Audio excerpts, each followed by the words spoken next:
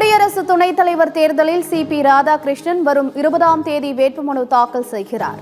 பிரதமர் மோடி, பாஜக தலைவர் ஜே.பி. நட்டா, மத்திய அமைச்சர்கள் பங்கேற்பார்கள் என மத்திய அமைச்சர் கிரண் ரிஜிஜு தகவல்.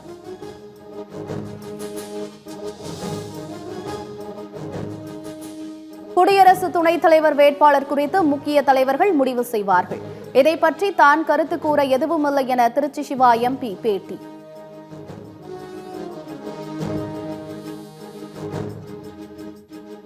தேர்தல் ஆணையத்திடம் 7 கேள்விகளை கேட்ட முதலமைச்சர் மு.க.ஸ்டாலின், வீடுதோறும் கணக்கெடுப்பு நடத்தியும் எப்படி இத்தனை தகுதியான வாக்காளர்கள் நீக்கப்பட்டனர் என கேள்வி.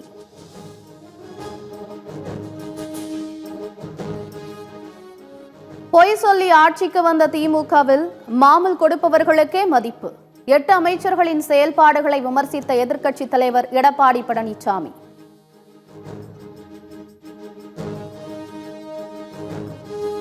அரியலூர் மாவட்டத்தில் சுற்றுப்பயணம் மேற்கொண்ட பிரேமலதா விஜயகாந்த். தமிழகத்தின் 3வது பெரிய கட்சி தேமுதிக என பிரேமலதா பேச்சு.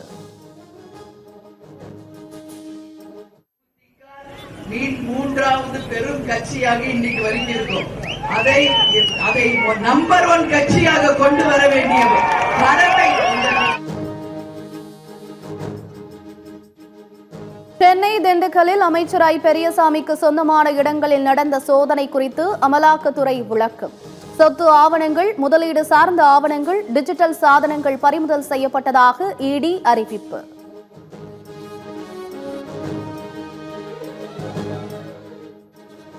பழைய ஓய்வூதிய திட்டம் குறித்த தங்களது கோரிக்கையை நிறைவேற்றாவிட்டால் பின் விளைவுகளை சந்திக்க நேரிடும். தமிழக அரசுக்கு சிஐடியு மாநில தலைவர் சவுந்தரராஜன் எச்சரிக்கை.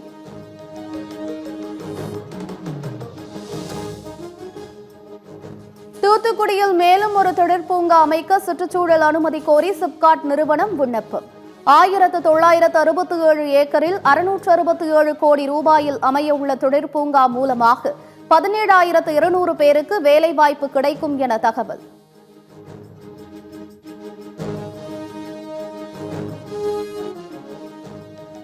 ரயில் தண்டவாளத்திற்கு இடையில் சோலார் பேனல்களை பொருத்தி மின்சாரம் உற்பத்தி செய்யும் திட்டத்தை தொடங்கியது இந்திய ரயில்வே. முதற்கட்டமாக வாரணாசியில் 70 மீட்டர் நீளத்திற்கு மணிக்கு 15 கிலோவாட்ஸ் மின்சாரத்தை உற்பத்தி செய்யும் வகையில் 28 சோலார் பேனல்கள் பொருத்தம்.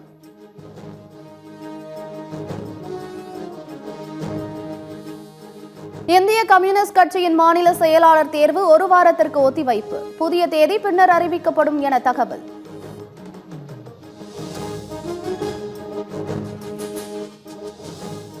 சென்னையில் தூய்மை பணியாளர்களின் போராட்டத்திற்கு காவல்துறையிடம் அனுமதி கேட்கப்பட்டுள்ளது.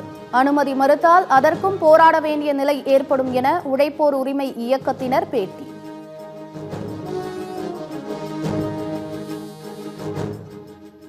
கர்நாடக அணைகளிலிருந்து 1.25 லட்சம் கன அடி நீர் திறப்பு. கரையோர மக்களுக்கு எச்சரிக்கை.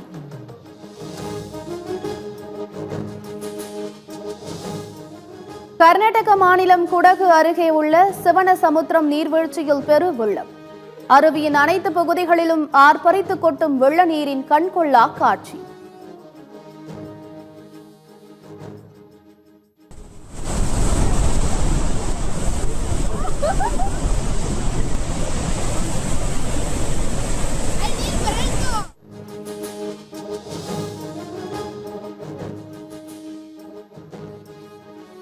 ஒகேனக்கல் காவிரி ஆற்றிற்கு நீர்வரத்து தொடர்ந்து அதிகரிப்பு. இரவு 8 மணி நிலவரப்படி 50,000 கன அடியாக உயர்வு.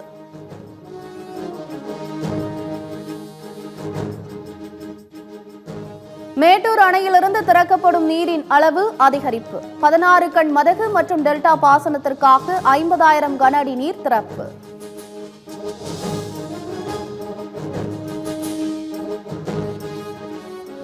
பவானிசாகர் அணைக்கு நீர்வரத்து அதிகரிப்பால் அணை விரைவில் முழு கொள்ளளவை எட்டும். பவானி ஆற்றில் வினாடிக்கு 10,000 கன அடி வரை உபரி நீர் திறக்க வாய்ப்புள்ளதால் ஆற்றின் கரையோர மக்களுக்கு நீர்வளத்துறை எச்சரிக்கை.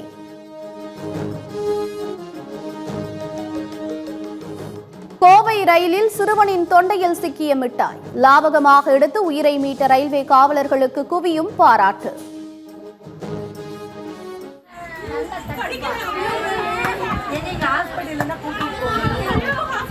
நல்லா பண்ணுங்க.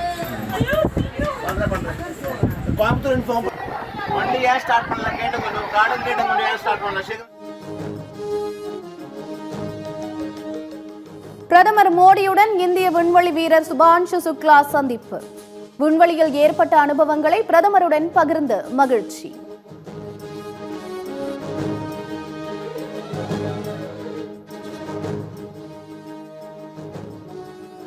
ரஷ்ய அதிபர் புட்டினுடன் பிரதமர் மோடி தொலைபேசியில் பேச்சு.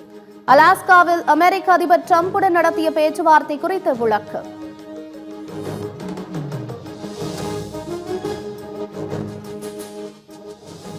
இரண்டு நாட்கள் அரசு முறை பயணமாக இந்தியா வந்துள்ள சீன வெளியுறவுத்துறை அமைச்சர் வாங் யி. வெளியுறவுத்துறை அமைச்சர் ஜெய்சங்கர் தலைமையில் இருதரப்பினர் முக்கிய ஆலோசனை.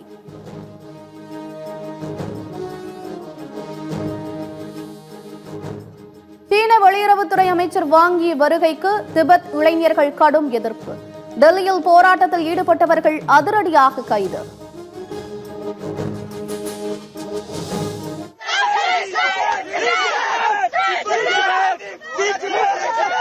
Stop murdering in Tibet! Free Tibet! Free Tibet! இறந்ததாக நினைத்த மகனை 8 ஆண்டுகள் கழித்து மீண்டும் சந்தித்த பெற்றோர். குடும்பத்தினர் கட்டி அணைத்து உறவு கொண்டாடியது பார்ப்போரை கண்கலங்க வைத்தது.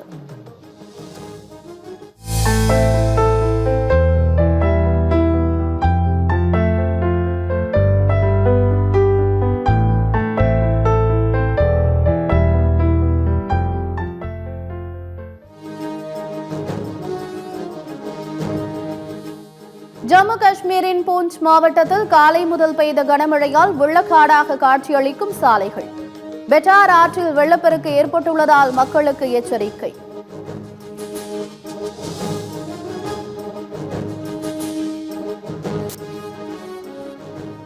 உடல்நலக்குறைவால் மருத்துவமனையில் சிகிச்சை பெற்று வரும் ஒடிஷா முன்னாள் முதலமைச்சர் நவீன் பட்நாயக். மருத்துவர்கள், செவிலியர் மற்றும் பிரார்த்தனை செய்த அனைவருக்கும் நன்றி கூறி வீடியோ.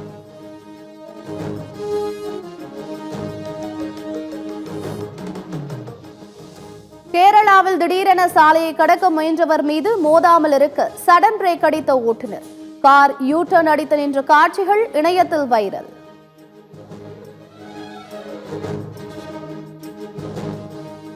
ரஷ்யாவிடம் எண்ணெய் வாங்கும் விவகாரத்தில் சீனா மீது வரி விதிக்காதது ஏன்? சீனா மீதான எந்த ஒரு தடையும் உலகளாவிய எரிசக்தி விலைகளை உயர்த்தக்கூடும் என அமெரிக்கா விளக்கம்.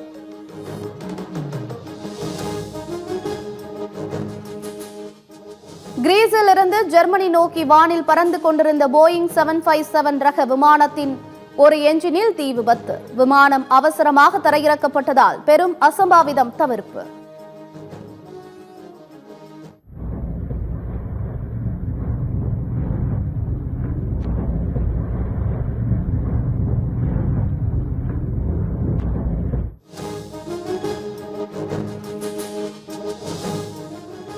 ஆட்டத்தின் போது பெற்ற அனுபவங்களை இந்திய அணிக்கு அப்படியே தருகிறார் கௌதம் கம்பீர்.